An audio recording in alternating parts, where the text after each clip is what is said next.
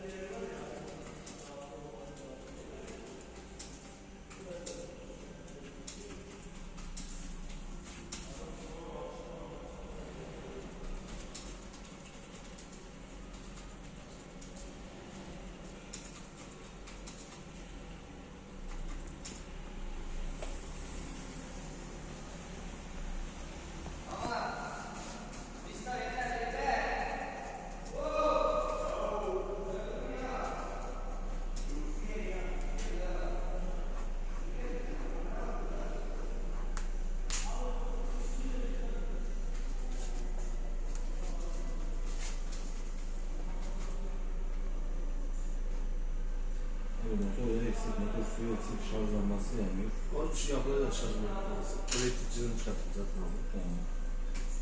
Ve kayışı yırtık. Kahte rezik ve kahtede yakacağı var. Motor aksamına yakacağı var. Turboda yırtma var. Tamam. Turboda yakacağı var. Hortumlarda.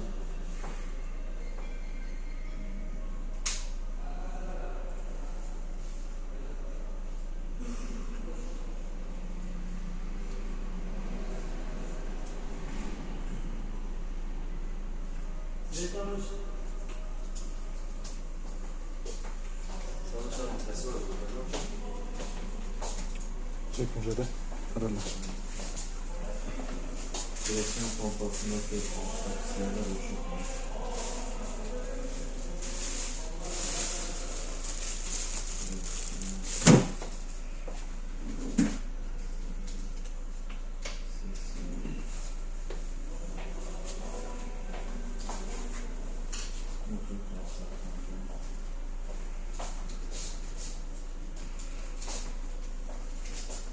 Motor kulaklarınız var mı?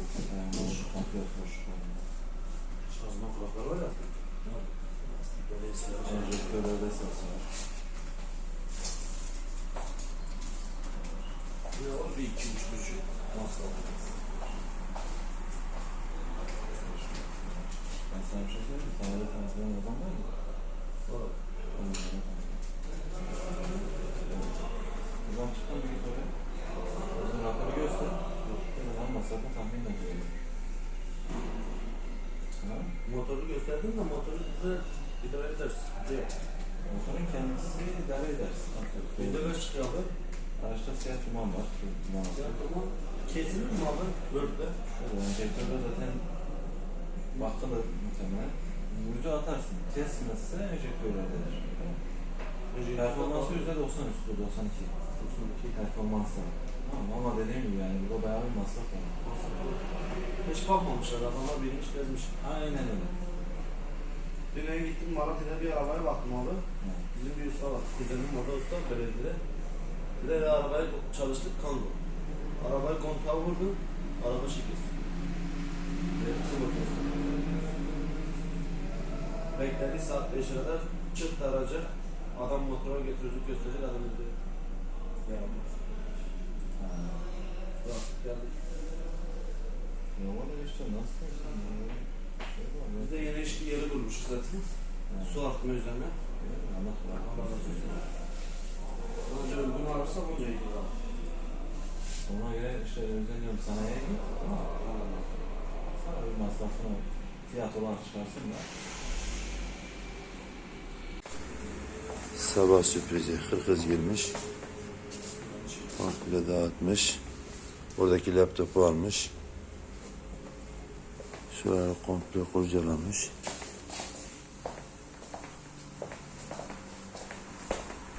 Evet, şu yukarıya açmış.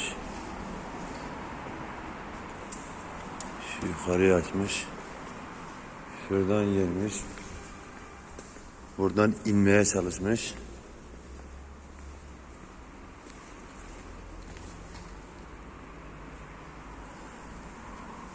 Ve düşmüş. Buradaki şeyleri çıkarmış, buraya dağıtmış.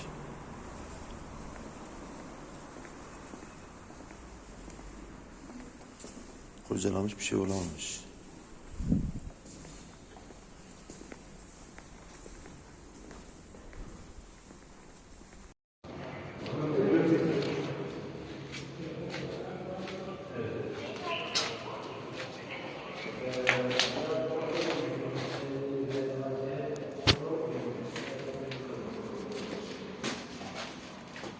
Sonuç yok.